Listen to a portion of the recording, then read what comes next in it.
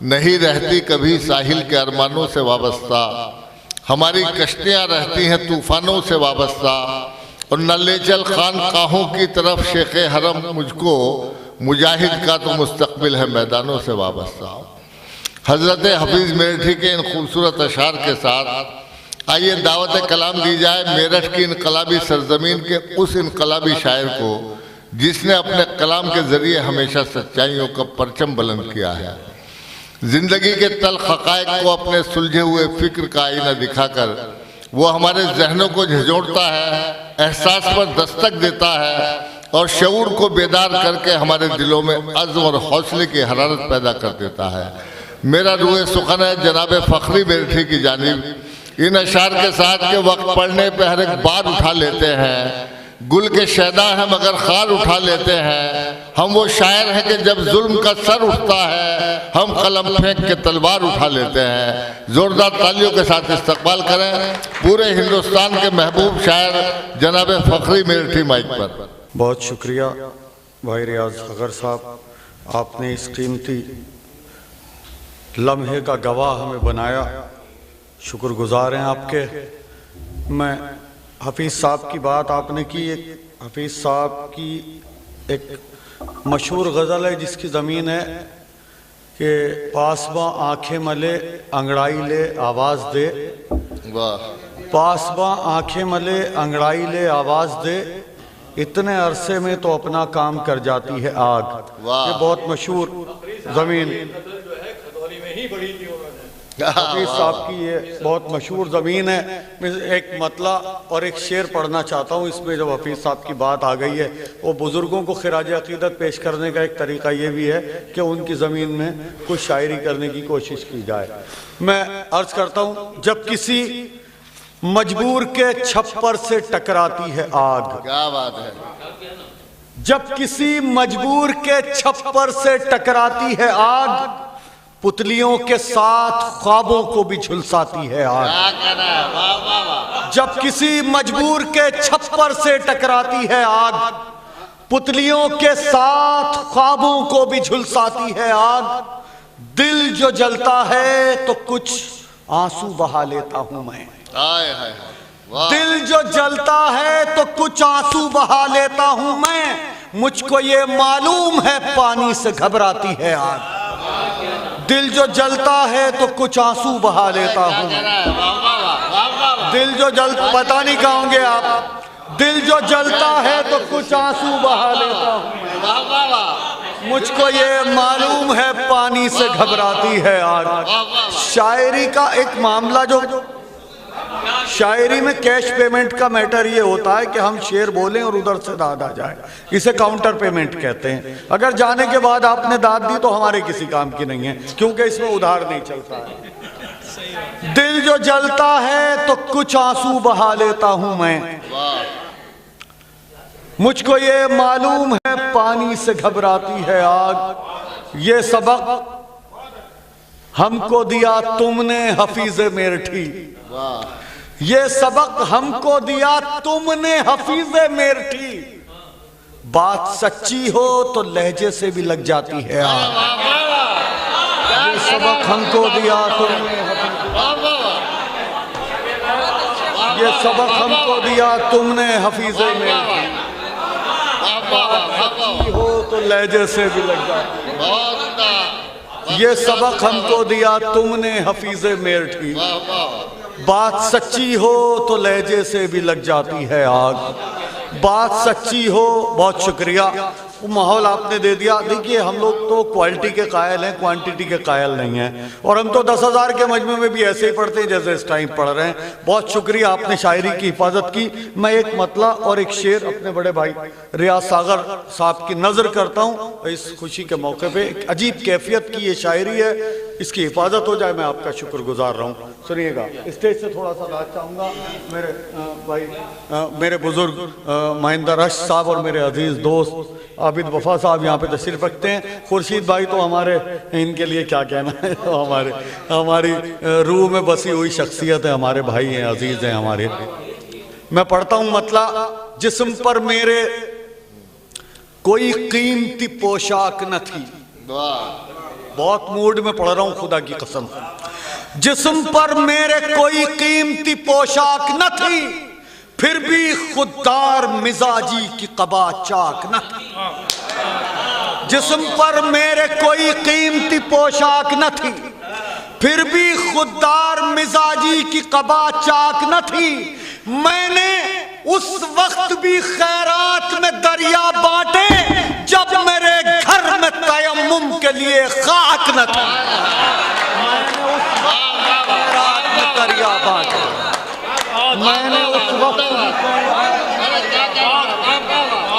میں نے اس وقت بھی خیرات میں دریا بانٹے جب میرے گھر میں تیمم کے لیے خاک.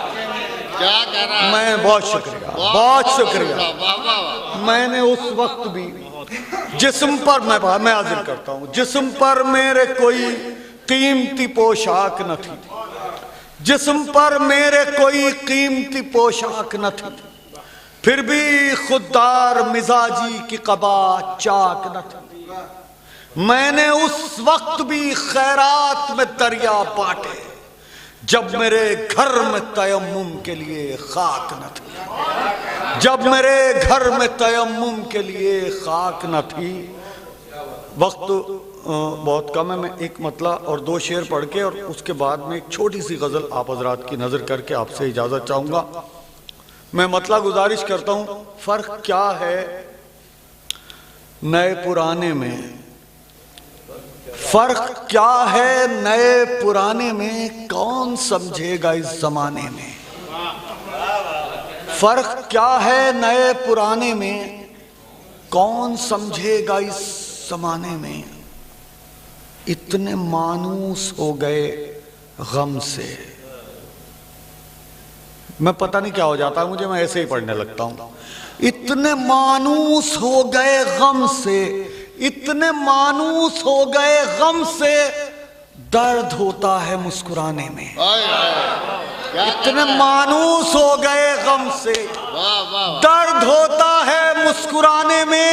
دھوپ کی ایسی پڑ گئی عادت، جسم جلتا ہے شامیانے میں. دھوپ کی ایسی پڑ گئی عادت، جسم جلتا ہے شامیانے میں. مجھ کو زنجیر مت پہنا ورنہ گھر بنا لوں گا قید خانے میں. مجھ کو زنجیر مت پہنا ورنہ گھر بنا لوں گا قید خانے میں. یہ مطلع پڑھتا ہوں، 2 مطلع ہیں، 2-4 شعر جتنے میں پڑھ پاؤں گا میں ہدیہ سماعت کرتا ہوں. بہت سجی ہوئی نشست، بہت بیدار سماعتیں، بہت اچھا ماحول.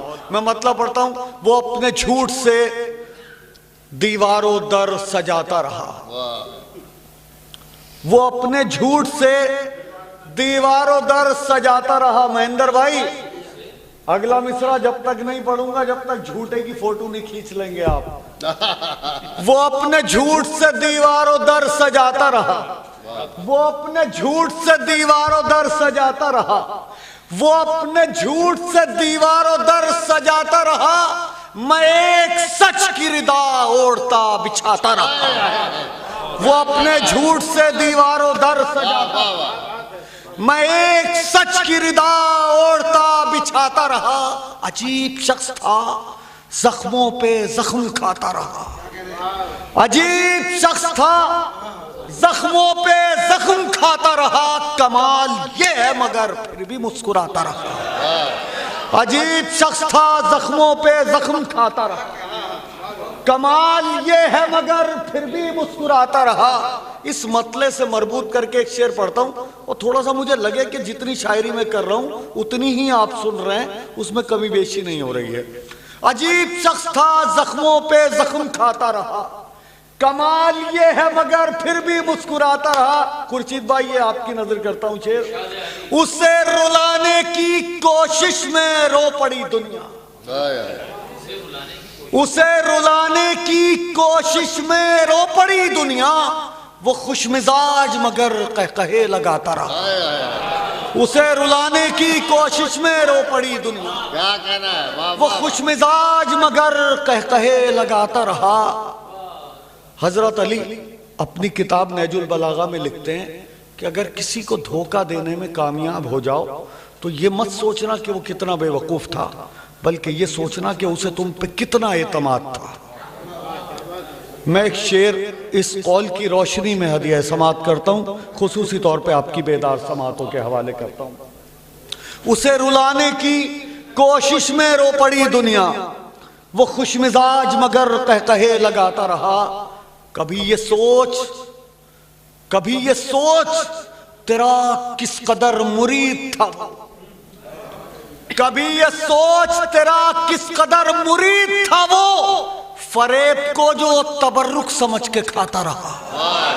کبھی یہ سوچ تیرا کس قدر مرید تھا، کبھی یہ سوچ تیرا کس قدر مرید تھا، فریب کو کبھی یہ سوچ تیرا کس قدر مرید تھا، وہ فریب کو جو تبرک سمجھ کے کھاتا رہا۔ جسے بجھانے کی کوشش میں رہا مصروف، جسے بجھانے کی کوشش میں رہا مصروف، وہی چراغ مجھے راستہ دکھاتا۔ جسے بجھانے کی کوشش میں رہا مصروف، جسے بجھانے کی کوشش میں رہا مصروف، وہی چراغ مجھے راستہ دکھاتا رہا۔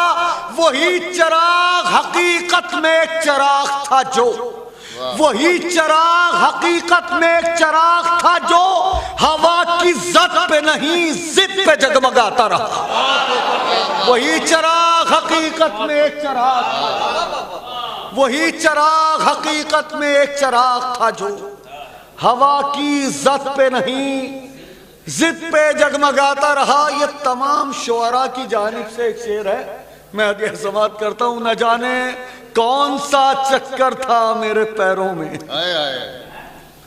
نہ جانے کون سا چکر تھا میرے پیروں میں۔ پھر پڑھتا ہوں مصرع۔ نہ جانے کون سا چکر تھا میرے پیروں میں، جو شہر شہر مجھے ٹھوکریں کھلاتا رہا۔ نہ جانے کون سا چکر تھا میرے پیروں میں، جو شہر شہر مجھے ٹھوکریں کھلاتا رہا۔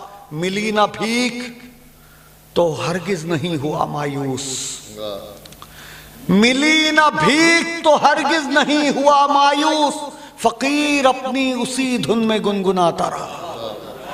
ملی نہ بھیک تو ہرگز نہیں ہوا مایوس، فقیر اپنی اسی دھن میں گنگناتا رہا۔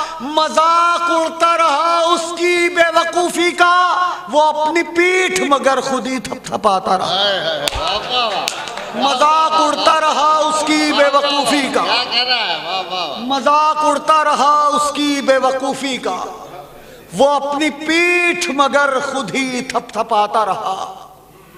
وہ میری ماں کا ایک آشیرواد تھا فخری، وہ میری ماں کا ایک آشیرواد تھا فخری، جو سازشوں کے بھور سے مجھے بچاتا رہا۔